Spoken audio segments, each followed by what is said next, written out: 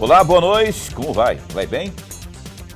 Eu espero que você esteja, aliás, a mais do que isso, eu espero que você esteja e que você se mantenha bem. Está no ar pela TV Pantanal, canal 22, emissora do Grupo Gazeta de Comunicação. Programa Opinião ao Vivaço, mais uma vez, 22 de maio de 2024. Como vai? Vai bem? Eu espero que você esteja bem, tá? Ó, a gente vai hoje entrevistar aqui o deputado estadual, o Cláudio Ferreira, que está aqui com a gente, esse que você vê aí, ó, camisa bonita, camisa nova. Essa camisa aí, ele nunca veio com essa camisa aqui não, ele já veio aqui, se bem que veio com terno, geralmente com blazer por cima, né? Tá toda alinhada aí, tá com cara de que quer ser prefeito de Rondonópolis. O Cláudio, paisagista, é pré-candidato a prefeito de Rondonópolis, não é? Eu fiquei meio na bronca com ele, porque da outra vez, ele vai explicar daqui a pouco porque que ele não veio, nos deixou aqui com uma banana aqui, mas aí se bem que o Thiago também não veio, aí virou uma festa aqui, né? O povo de Rondonópolis parece que não gosta muito do programa aqui, não. Mas não, tanto o Cláudio e o Thiago depois, o Thiago avisou em cima da hora também, né, Thiago? Até hoje não me ligou também, não. O Glorioso aqui, pelo menos, me mandou mensagem, pedindo pelo amor de Deus, não sei, falou um monte de coisa assim, né, todo chorão. Mas se justificou. Agora, o deputado Thiago, não sei, mas já comentou, disse que teve um problema lá, um contratempo.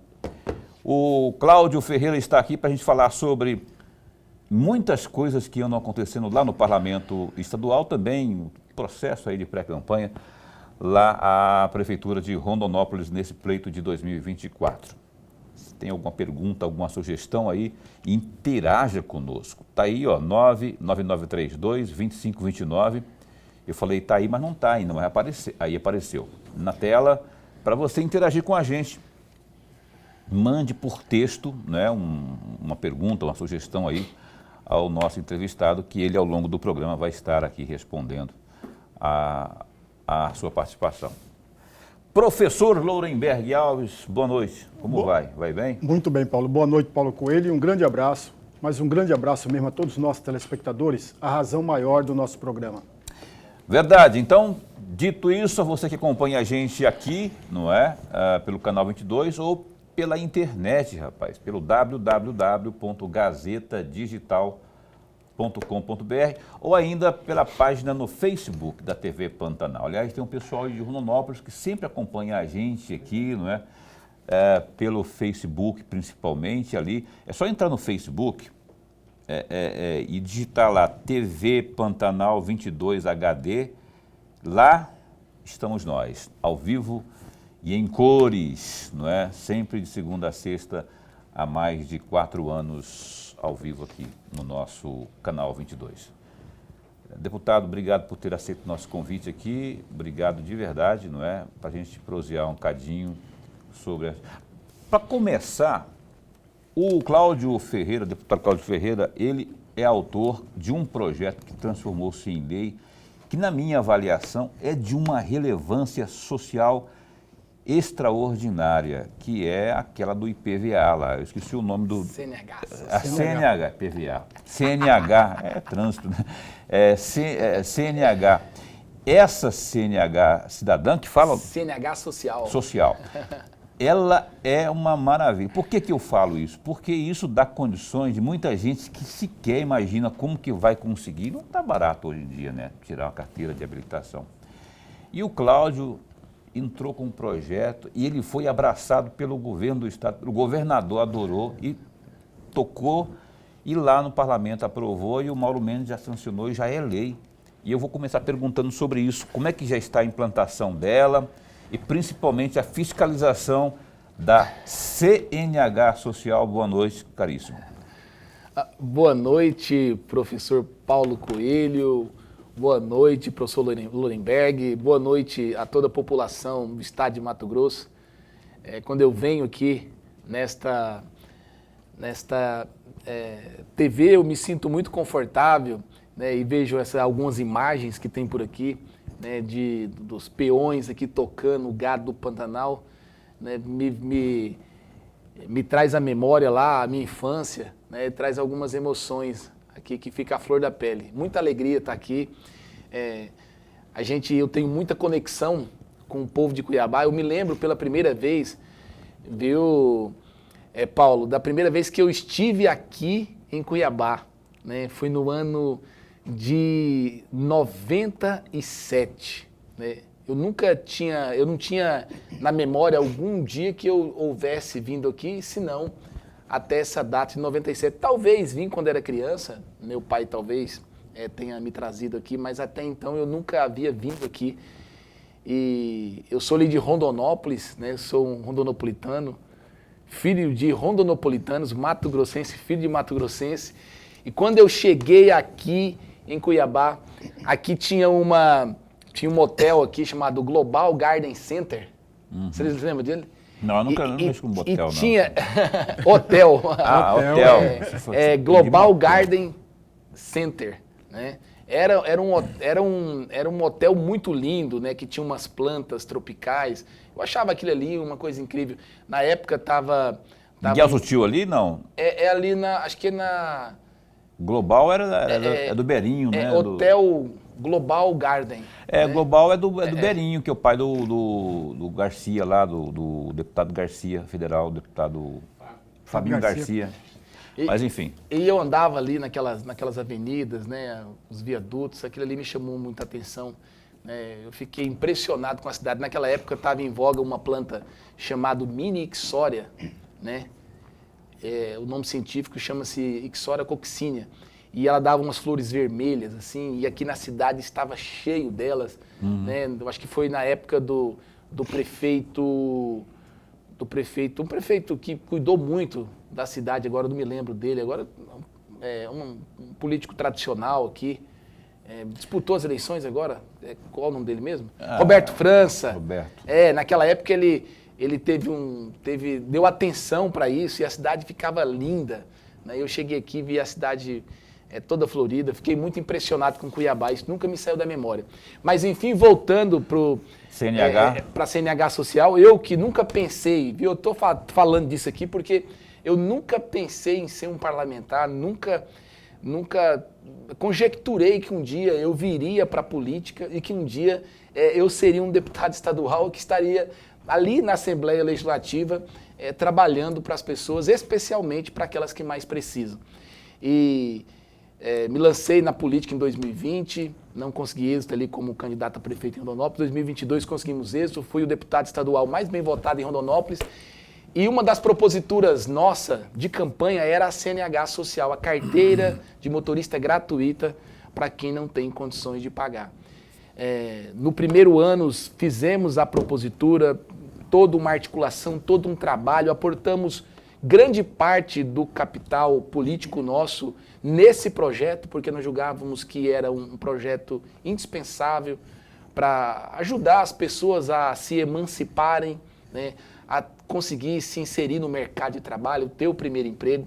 E felizmente conseguimos, junto ao governador do estado, a articulação de transformar esse projeto de lei proposto por nós e aprovado na Assembleia como um programa do governo do estado. Fizemos o aporte de 6 milhões de reais, 50% das nossas emendas livres e, felizmente, esse ano nós vamos conseguir, se Deus quiser, distribuir 10 mil carteiras de motorista completamente gratuita.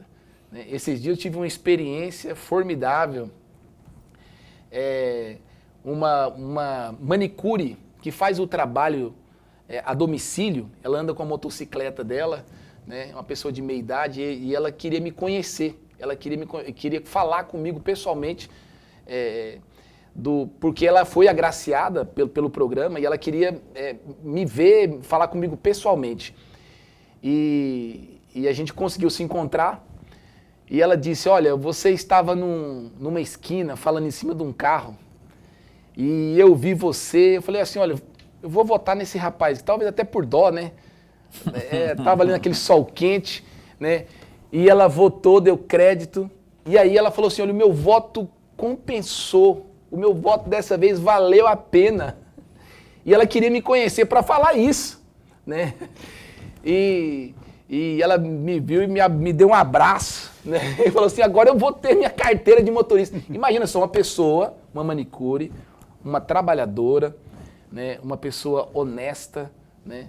Que quer ganhar a sua vida com dignidade. Que não tinha muitas condições vezes de pagar e agora... não tem a carteira para ir trabalhar. Imagina, isso não pode acontecer. Nós não podemos marginalizar as pessoas, deixar as pessoas à margem da legalidade. Isso é indecente. Qual é o limite um país mesmo? tão rico Qual é a como o quantidade mesmo assim, que fornecida? 10 mil que você disse? É 10 mil carteiras. 10 mil carteiras. Eu fico todo alegre. 10 mil carteiras dá para atender uma boa parcela aí da população que não tem essa condição de pagar, não é, pela carteira. A gente vai falar mais sobre isso ao longo do programa de hoje, tá? Professor Lohenberg. Deputado, antes de mais nada, registrar nossa alegria, mas a alegria mesmo de tê-lo mais uma vez aqui. Nós ganhamos e ganhamos muito, deputado, mas muito mesmo com a sua presença.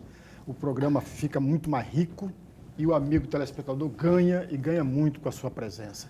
Vou pegar carona na questão dos projetos de lei. Tem um projeto de lei aqui, deputado, do senhor, que a meu juízo é importantíssimo.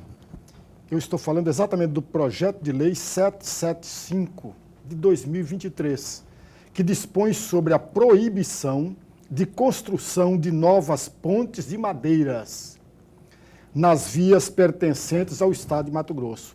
E tem um trecho da justificativa, deputado, que eu vou ler aqui esse trecho, permita-me ler esse trecho. Entre aspas, diversas rodovias e estradas vicinais do estado de Mato Grosso ainda contam com pontes de madeiras, em sua maioria precárias, com pouca ou nenhuma manutenção, que dificulta o tráfego e o escoamento de cargas. Eu gostaria muito de ouvir do senhor um comentário sobre esse projeto, seguido da seguinte questão: onde anda esse projeto? Em que lugar ele está na Assembleia Legislativa? Tramitando. Em qual comissão? E lembrando que estamos, não sei se você está sabendo, nós estamos num estado de dimensões continentais. Você está falando aí de não usar mais, de não se lançar mais mão de ponte de madeira, ou seja, é muita coisa. É ambicioso o projeto. Como é que está sendo organizado isso lá? Olha, pois é, tem coisas que a gente consegue vencer, né? Consegue ter êxito, e tem coisas que não consegue, né? Projeto que não consegue prosperar. Esse é um dos casos. Nós conseguimos que o projeto tramitasse nas comissões, né? Tivesse os pareceres favoráveis. Nós conseguimos também que ele fosse aprovado em plenário, mas infelizmente ele foi vetado pelo governador e o veto foi mantido pela Assembleia. Eu esperneei naturalmente porque nós sabemos que a madeira é um elemento construtivo muito escasso no dia de hoje. Não justifica mais você construir novas pontes de madeira, né? Uma ponte de madeira fica quase tão cara, né, quanto uma ponte de concreto ou de aço, né?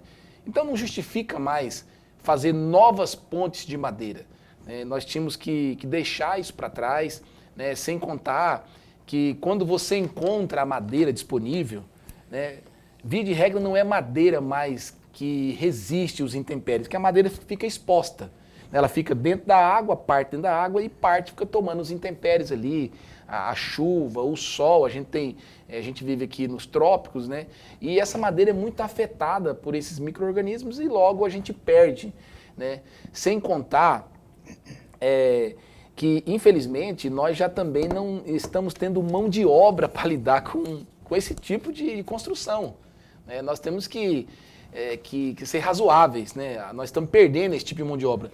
Na contramão disso, nós temos o elemento construtivo concreto, principalmente o concreto pré-moldado hoje, sendo usado em larga escala na construção desse tipo de obra. Então, e a gente sabe que esse tipo de material ele pode ser transportado com facilidade, tem toda uma tecnologia, ele é muito mais competitivo, né, construir com concreto.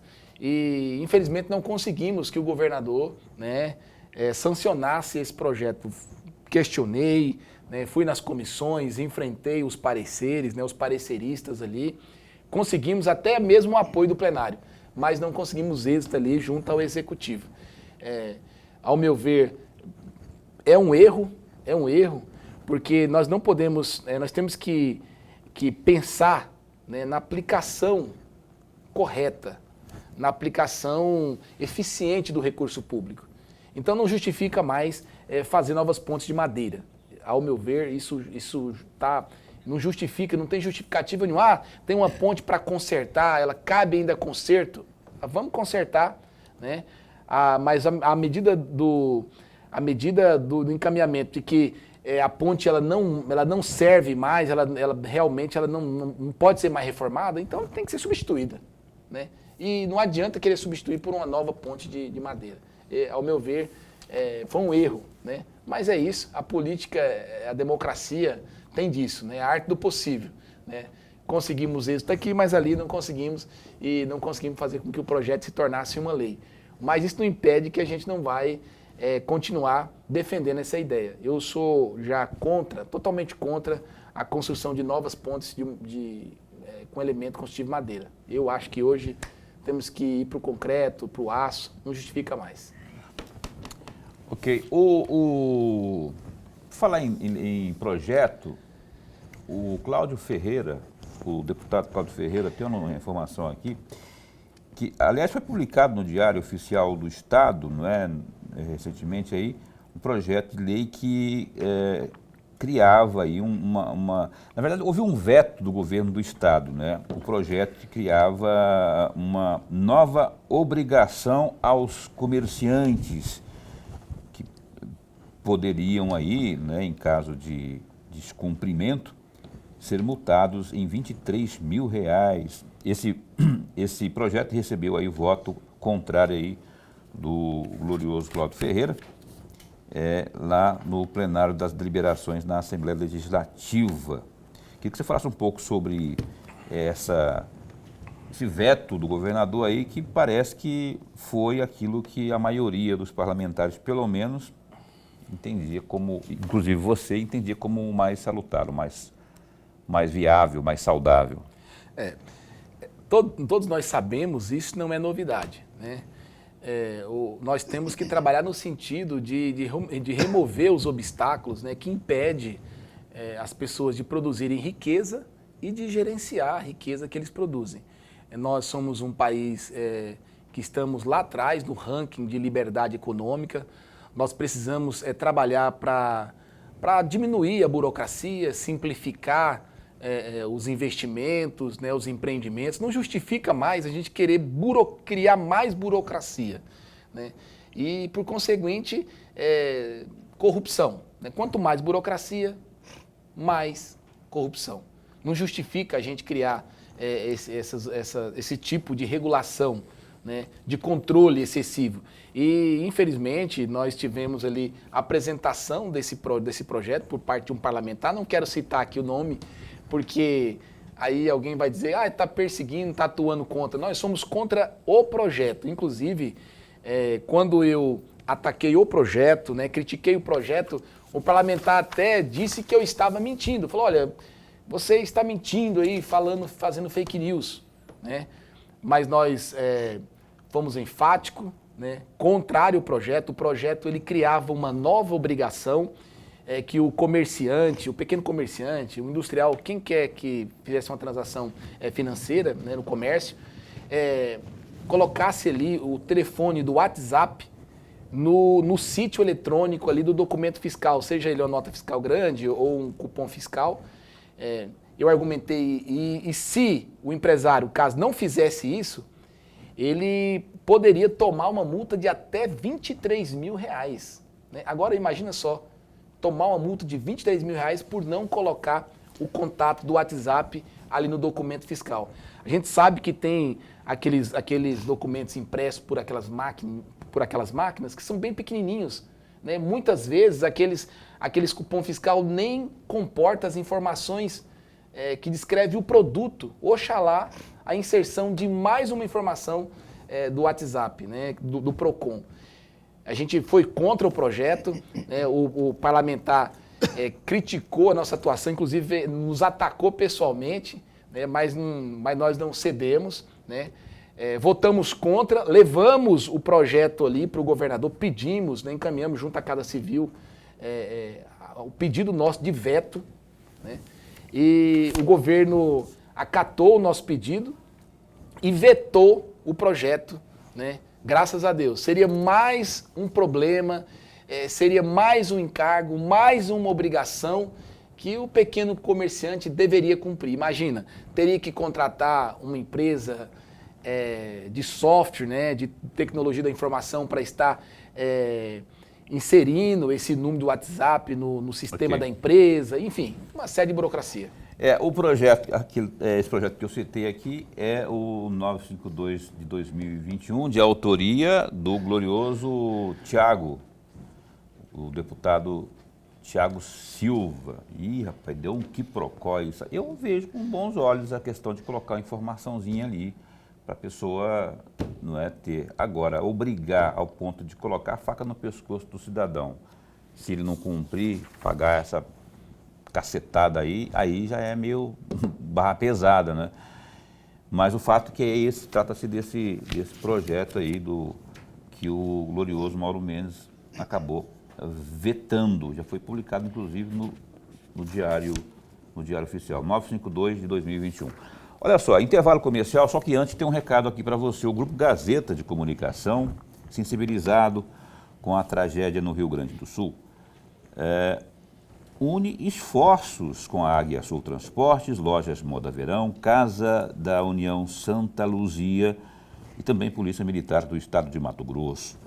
E contam com você nesta causa. São inúmeros desabrigados que precisam da ajuda de todos nós.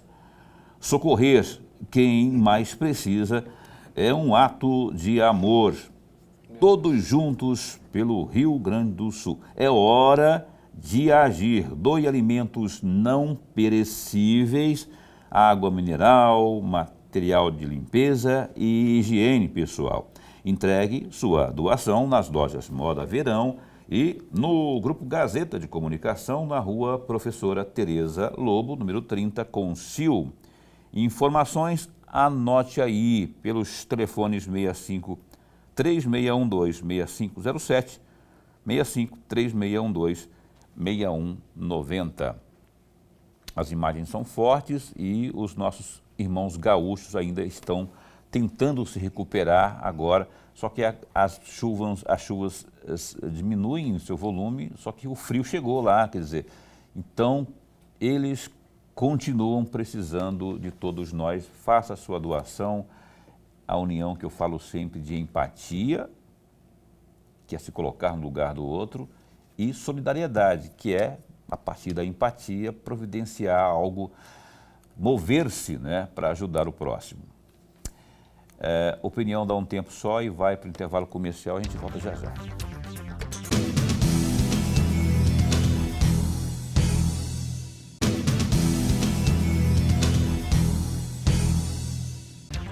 Pois bem, estamos aqui de volta. O programa Opinião hoje entrevista o deputado estadual Cláudio Ferreira, o Cláudio paisagista. Ele está aqui na condição de deputado estadual e também de pré-candidato a prefeito da nossa querida Rondonópolis, né?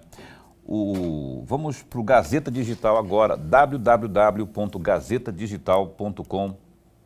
Aliás, amanhã é aniversário do Grupo Gazeta, da Jornal Gazeta, né? Amanhã? Dia 18? É amanhã. Estou sabendo. É amanhã? Dia 23. É amanhã, estamos falando aqui, o 23 é amanhã. Amanhã é aniversário da Gazeta. São quantos anos mesmo, Boca? São um bocado de ano aí, 40. Então devia ver. Pede para a Rafaela ver aí direitinho, exatamente. O Gazeta Digital, rapaz, olha só. Após o anúncio de que o Brasil sediará a Copa do Mundo Feminina de 2027, sendo Cuiabá uma das cidades previstas para receber jogos, o presidente da Assembleia Legislativa de Mato Grosso, Eduardo Botelho, do União Brasil, afirmou que o evento de 2014 deixou um legado de vergonha e que o novo torneio é uma oportunidade aí de fazer diferente. Em 31 de maio de 2009, Cuiabá foi anunciada como uma das subsedes da Copa do Mundo de 2014. Com isso, diversas obras foram anunciadas, mas várias delas foram mal executadas ou sequer entregues. Obras em trincheiras na capital tiveram que ser refeitas, por exemplo, e outras, como o Centro Oficial de Treinamento, o COT do Pari, em Várzea Grande, e até o modal de veículo leve sob trilhos, o VLT, não foram finalizadas. No dia 17 de maio, o Brasil foi escolhido o país sede da Copa do Mundo Feminina de 2027, sendo Cuiabá uma das 10 cidades sedes previstas no projeto. O governador Mauro Mendes, do União Brasil, anunciou que vai encaminhar lá para a Assembleia Legislativa um projeto de lei para criar uma espécie de fundo destinado à preservação dos parques estaduais. Em entrevista à imprensa nesta quarta-feira, dia 22, o chefe do Executivo disse que organizações não governamentais, as ONGs e também instituições ligadas ao meio ambiente poderão doar recursos para que o Estado possa regularizar e criar novas unidades de conservação. Abre aspas. Eu estou mandando um projeto de lei para a Assembleia ainda essa semana para um fundo para receber aí doações de ONGs, de países que se dizem interessados em preservar o meio ambiente, grandes empresas, cidadãos, doar dinheiro para que Mato Grosso possa regularizar os parques já criados e criar novas unidades, novos parques, mas vão ter que comprar e pagar essas áreas e não fazer como historicamente foi feito. Cria-se um problema e fica a conta para a gente pagar. Fecha aspas, disse o glorioso Mauro Mendes Ferreira. Tá aí, ó, no Gazeta Digital, www.gazetadigital.com.br. Para criar fundo, tá certo que não é para o cidadão aqui, né? É para... Obrigado por me interromper aqui. Estão falando aqui que Gazeta 34 anos. Obrigado pela informação. Podia esperar eu terminar de falar para, né? Mas enfim, a informação é que eu fiquei devendo aí que o jornal a Gazeta propriamente, né? E o jornal A Gazeta amanhã completarão 34 anos de sucesso, né? E estava perguntando sobre o fundo. São ONGs, né? Mira-se às ONGs que se manifestam sempre, né? E tal. E o que você acha dessa propositura aí que o governador vai mandar lá para o Cláudio Ferreira e para os outros 23 deputados da Assembleia? Paulo e amigo telespectador, veja, duas observações tão somente. A primeira delas, eu particularmente sou contrário à criação deste fundo, a menos que esse fundo fosse bancado pelo próprio Estado de Mato Grosso. Nada o impede de receber verba de fora, mas bancado pelo Estado, pelo governo do Estado. Mas tem um detalhe na matéria, amigos, que não passou despercebido por mim. Eu estou ao lado aqui de um parlamentar, um grande parlamentar, ele pode até me corrigir, porque eu não vou falar com certeza, vou fazer perguntas. Se não me falha a memória, houve um projeto enviado pelo governador à Assembleia Legislativa proibindo a criação de novos parques no Estado. Mas com dinheiro próprio do governo, né? Com dinheiro do Estado. Mas é o que ele está falando na matéria? Para a criação de novos parques. Então ele tem que com dinheiro dos outros, mas com dinheiro dos outros. Mas se é parque estadual, ele tem que acabar com aquela lei que foi Aí criada. muda a lei, né? Tem que acabar com a lei. Veja, amigos, então as pessoas têm que ficar muito atentas ao que está sendo dito. Por outro lado, é tarefa do Estado, quando se cria um parque, é tarefa do Estado zelar por esse parque, cuidar desse parque, fiscalizar esse parque para não acontecer o que aconteceu lá no parque, lá na Cristalino? Vila Bela da Santíssima Trindade, que está praticamente tomado quase Ricardo tudo. Franco, como é que ela é? Qual que ela é? E tem o Cristalino 2. Cristalino 2. E aí eu vou provocar no bom sentido. A Assembleia também peca de não fazer a sua parte, que é a fiscalização das ações ou não ações do governo do Estado. E, Cláudio Ferreira, sobrou para você, não está fiscalizando. E aí? Professor Lorenberg, eu não sou aqui, não faço defesa, não sou advogado, não falo em nome aqui do governador, né? Mas eu quero defender, nesse momento, a visão do governador. Primeiro, o primeiro projeto que o governador enviou para a Assembleia e foi aprovado, ele proibia a criação de novos parques sem regularizar os parques que foram já criados. Já existentes. Exatamente. Muitos desses parques, né, eles eram de propriedade privada, né? Houve por parte do governo, na criação desses parques, a desapropriação, mas infelizmente o governo não pagou, né? Como que eu quero fazer continência com chapéu alheio, né? Então, assim, quer criar o parque? Tudo bem, ninguém vai questionar, nós vamos fazer os estudos técnicos, o parque vai ser criado, mas se na criação do parque tiver parte ou todo de uma propriedade privada, a pessoa merece, a pessoa tem o direito de ser indenizada. E infelizmente lá atrás, né, foi feito muitas criações de parques ao arrepio da lei. Como você cria um parque dentro de uma propriedade privada e não indeniza, né, quem é o detentor daquela propriedade? Então, isso foi feito lá atrás, o governador disse que criou um problema, né? E aí, hoje, para o governo do Estado hoje, pagar todas essas desapropriações, seriam necessários bilhões de reais, um recurso que o governo não tem em caixa, né?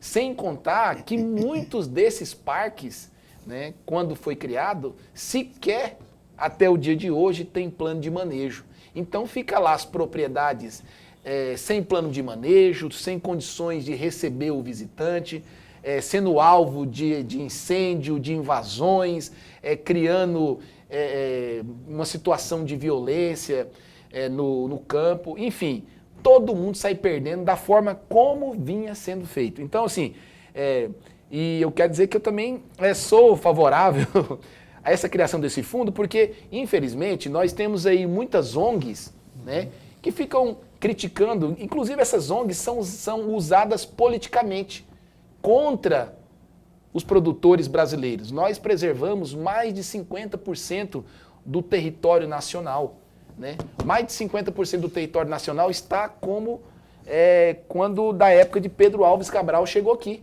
totalmente preservado. E aí gente que não preservou, que não cuidou, né, que tem lá 10, 15% do seu território preservado, quer dizer o que nós temos que fazer com as nossas propriedades, com as nossas florestas, com os nossos recursos naturais. O Código Florestal brasileiro é o Código Florestal mais rigoroso do mundo. O produtor brasileiro é um produtor competitivo, né? O produtor dali dos Estados Unidos, e especialmente da Europa, é praticamente um servidor público. Ele vive com subsídio. Ele não é um produtor competitivo. Ele não é. Praticamente ele trabalha para o Estado, né, recebendo ali subsídio para produzir. Se ele fosse concorrer com os produtores brasileiros que são competitivos, com certeza eles não produziriam, né? Então, assim, nós somos competitivos nisso, nós temos um clima propício, um clima que permite aí 1, 2 safras, e esses agricultores desses países não querem competir com os nossos agricultores e ficam muitas vezes usando, né, essas ONGs, essas instituições para defamar o produtor brasileiro, que é um produtor que fez o seu dever de casa, né? Nós devemos nos orgulhar dos produtores brasileiros. Isso não quer dizer que alguém aqui é contra a criação de parque, não. Se nós queremos criar algum parque, tudo bem, faz o estudo técnico, cria-se o parque. Se é numa propriedade privada, indeniza e depois faz o plano de manejo, abre para a população ou não, mas enfim, as coisas têm que ser feitas de maneira correta. Por isso eu defendo aqui, quero fazer a defesa aqui do governador. Eu acho que o governador está certo do ponto de vista. Quem quiser que o Brasil preserva, que mais do que tem feito, faz o seguinte, coloca o dinheiro aqui. Coloca o dinheiro aqui, agora nós vamos usar o dinheiro da educação, da saúde, para criar mais parques. Nós não temos condições, nós já fazemos o dever de casa. Inclusive tinha no governo passado, o governo federal, quando o Ricardo Salles era ministro, ele tinha essa proposta aí de adote um parque, coisa assim, não é? Que era abrindo oportunidade para as pessoas, nessa mesma linha que o governador Mauro Mendes está falando aí, para adotarem, né? E se responsabilizarem lá. E acabou não avançando, né? Até porque o governo ficou, né? Não conseguiu se reeleger, o governo Bolsonaro. Falar em Bolsonaro, neste bloco, eu queria, Cláudio Ferreira, deputado, eu queria que você comentasse, mas de forma muito breve, que eu tenho que ir para o intervalo comercial já, que o Catani derrubou aí, né, o ato que concede títulos de cidadãos mato-grossenses para o Alexandre de Moraes e também para o Flávio Dino, pelo menos uma informação que eu recebi aqui de assessoria. Eu queria que você me posicionasse a respeito disso, que o Catani, que é presidente da Comissão dos Direitos Humanos lá da Assembleia Legislativa, não é? E ele anulou aí, então o ato que concede o título de cidadão aí a esses 2 ministros. Qual que é o seu posicionamento a respeito? E é isso mesmo? Foi cancelado? Enfim. Realmente foi cancelado. Eu registrei, fiz questão de fazer isso, de registrar meu voto contrário, né?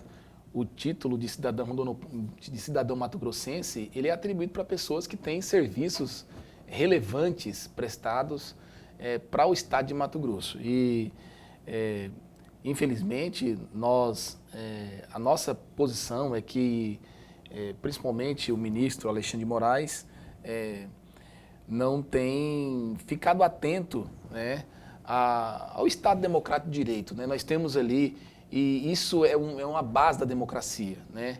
O Estado de Direito. As leis devem ser iguais para todos. Nós temos ali pessoas presas que não tiveram acesso, né, por meio da sua defesa, aos processos que estão correndo contra eles. Então, assim, eu particularmente registrei meu voto contrário.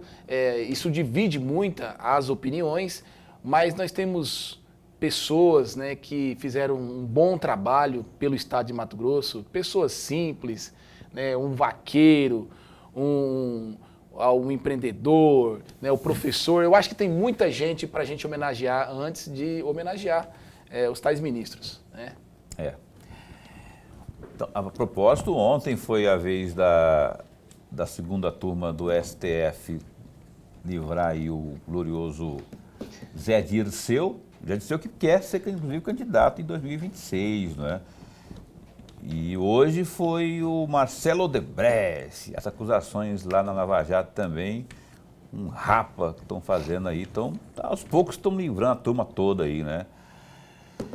Que coisa! Ei, Brasil, ziu. Intervalo comercial, a gente vai para o intervalo e volta ainda aqui com o Cláudio Ferreira e falando de Rondonópolis. Eu vou até adiantar, pensando aqui, consultar os universitários sobre a saúde de Rondonópolis, porque aqui em Cuiabá tem muita reclamação. E lá, tá tudo bem? Tem fila, não tem? Tem remédio, não tem?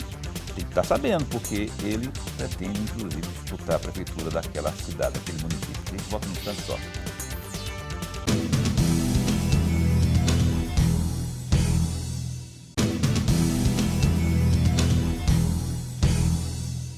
Voltamos, né?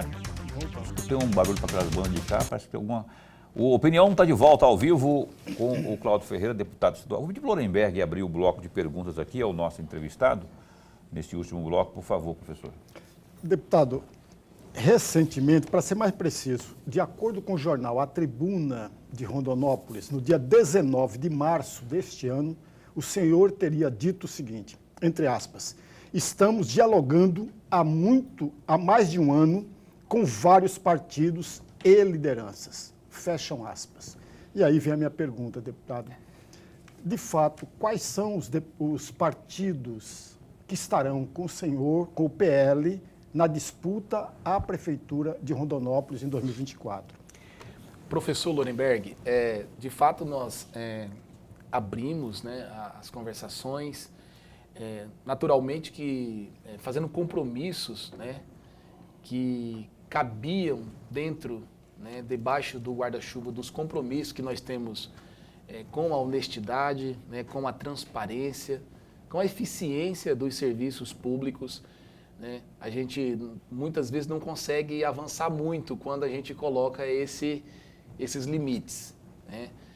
Acho que Rondonópolis está na hora, né, de ter uma gestão com foco em eficiência, né, que melhore a vida das pessoas, de fato, que se preocupa de fato em investir o dinheiro público, né, o dinheiro do pagador de imposto, né, na melhoria da vida das pessoas, principalmente daqueles que mais precisam. Né? E nessa senda nós conseguimos o diálogo, a parceria com o Democracia Cristã, o Podemos, né? Também conseguimos conversar com o Partido Novo. O Partido Novo está conosco nessa empreitada. E agora, por último, né, também estamos quase finalizando ali as conversações com a Federação do Cidadania e PSDB. Então, provavelmente, ali vamos ter, sem contar o PRTB, vamos ter 4, 5 partidos ali conosco.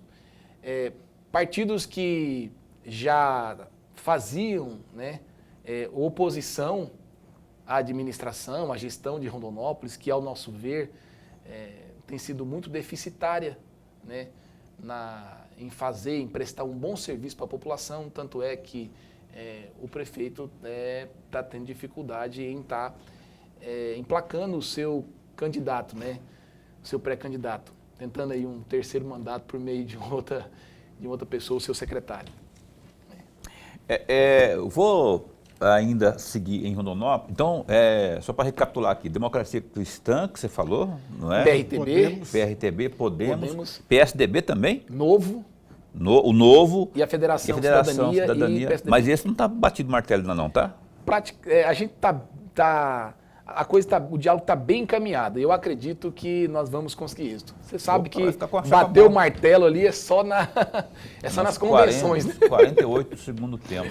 Mas está indo, graças a Deus, tudo certo. Saúde. Como é que está a saúde pública lá? Eu queria que você falasse como cidadão rondopolitano, nascido na Vila Operária, não como pré-candidato, porque pré-candidato vai botar erro em tudo. Porque o Zé do Pátio sempre fala com uma boca cheia assim de orgulho, com o peito cheio de orgulho, que lá ele fez uma revolução lá. Só que a gente vê muitas reclamações, chegam por mensagem. Quando eu estou na Gazeta lá então, na Notícia de Frente, né, porque a Gazeta pega inclusive lá, muitas reclamações chegam assim por problemas de fila, falta de remédio. É uma constância ou uma constante lá? E como é que está lá hoje? Olha, infelizmente, né, a gestão fez algumas escolhas políticas e administrativas erradas, né, equivocadas. Só para falar um pouco dessas escolhas erradas aqui, eu vou me ater, por exemplo, à questão da atenção básica. Né? Em 2017, a gestão, o prefeito investia cerca de 91 milhões de reais na atenção básica. E logo na sequência, né, agora nós temos um dado agora de 2022, ele investiu menos de 61 milhões de reais, ou seja, diminuiu cerca de 30 milhões de reais né, no investimento na atenção básica, e sem contar que a receita cresceu muito. Essa escolha, essa decisão do prefeito gerou um caos na saúde. A gente sabe que a atenção básica é um setor muito importante da saúde pública, porque é ali que você faz a contenção dos problemas, trata as enfermidades, as doenças crônicas, como por exemplo a hipertensão, o diabetes. E quando você não cuida disso, né, a tendência é que os problemas eles se agravem, se evoluam e termina indo para média e alta complexidade, né? Quando chega na média e alta complexidade, a demanda de recurso é muito maior, né?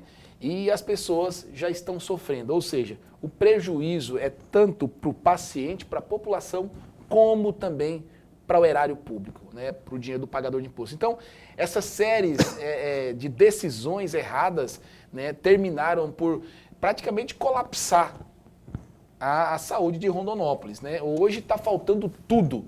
A gente ouve as reclamações, né, dos ESF, ali tem profissionais que queriam, né, que precisam atender os agentes comunitários de saúde também, estão sofrendo com isso porque sabe que tem que dar atenção para o paciente, sabe do problema, não consegue um exame mais, porque o prefeito, infelizmente, tomou uma decisão administrativa errada e a população está pagando o preço por isso. Hoje não tem um gás, falta um gás, falta um analgésico simples, né?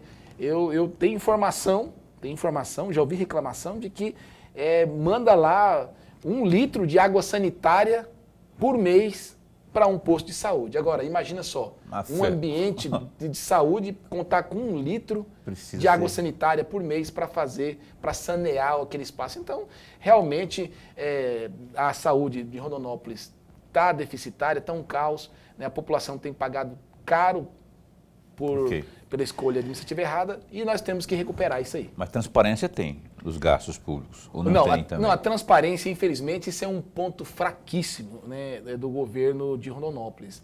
Né, nós estamos lá atrás, nós somos uma das 80 cidades mais ricas do país, Rondonópolis, entre os mais de 5.500 municípios, né, e ali nós estamos por volta do número 3.000 ali em transparência. Eu até diria, infelizmente, que a administração de Rondonópolis é uma caixa preta. É isso que é ali, tá? Transparência fiscal, contábil, assim, nós não temos tido e, infelizmente, às vezes nós não temos nem ferramentas, né, para estar fazendo um apontamento, né, e dizendo, olha, tem que corrigir aqui, por falta de transparência. Se você chegar a se eleger, lograr êxito nesse pleito agora de outubro, você pretende abrir essa caixa preta que você está alegando aí? Olha, fazer um trabalho nesse sentido? Olha, eu não gostaria de estar mexendo em gavetas, sabe, Paulo? Eu acho que a gente tem muita coisa para fazer pela frente, né? O prefeito, ele tomou essa decisão, né? A gestão tomou essa decisão de não priorizar a transparência, a publicidade na gestão. É uma escolha dele. Isso termina prejudicando, né, o acompanhamento, né, da gestão e a gente sabe hoje, né, pelos números de Rondonópolis, que ele está pagando preço, né, e a população também. Professor Lorenberg. Deputado, seguindo a minha pergunta anterior, que eu falei quais são os partidos que irão compor o seu arco de aliança, eu estava fazendo uma lista e encontrei uma lista pequena de possíveis candidatos a vice na sua chapa. E o senhor me corrija sempre se eu estiver equivocado.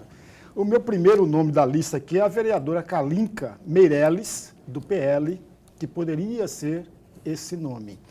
O segundo nome é a médica Luciana Horta, também do PL. E um terceiro nome, que vinha lá do Podemos, que pode vir do Podemos, que é o ex-vereador e ex-presidente da Câmara de Vereadores, o médico Hélio, que poderia vir. São apenas esses nomes mesmo? A minha lista está correta ou a minha lista está completamente furada? Qual seria o nome provável que viria a compor a chapa desse? Um minuto para a resposta. O professor Lorenberg, ele é cirúrgico, né? A gente poderia adicionar alguns outros nomes, né? Todos os nomes que o senhor citou são nomes de pessoas que têm um trabalho prestado por Rondonópolis, gente que tem o seu peso eleitoral. Agora, o que acontece? A questão de vice-candidatura tem que ser discutida mais amplamente com os partidos políticos, né, com as lideranças, com os setores, e nós estamos fazendo isso, né? E no momento certo, a gente vai apresentar o projeto de pré-candidato a vice, né? Mas o senhor tem razão, é mais ou menos por esses nomes aí, né? Tem mais alguns, mas inicialmente são esses aí. Lorenberg, cabe mais uma sua aí, porque você está tão calado nesse bloco aqui, trabalhando muito pouco. Queria que você fizesse a última pergunta aí, é uma curta, né? É uma indicação do senhor, deputado, 136 desse ano, que indica a Secretaria de Segurança Pública, lá na cidade de Várzea Grande, de Rondonópolis, a necessidade de a viabilização e implantação de uma base da PM no bairro Vila Mariana, em Rondonópolis. Essa indicação foi aceita pelo governo do estado? Em que pé está essa indicação? Um minuto também. O que acontece? Nós precisamos, né, esse é um pleito antigo, de uma base da Polícia Militar ali na região da Vila Operária, né? Aquela região ali, ela é uma região muito grande, congrega ali quase 50% da população, portanto ali é um pleito, não é só um pleito nosso, é um pleito antigo, né, de ter uma base da Polícia Militar. A gente sabe que é essencial ter segurança para que as pessoas possam exercer a sua liberdade, né, fazer os seus negócios. Enfim, até hoje nós não tivemos a sinalização positiva, mas existe uma ideia no governo também de ter uma base, uma companhia ali na região da Vila Operária, e nós estamos trabalhando, articulando isso com o Executivo. Eu creio que em breve nós vamos ter aí uma surpresa. Ok, estou só conferindo aqui alguns... Tinha um pessoal que tinha mandado mensagem aqui, eu acabei me perdendo todo nessa conversa aqui.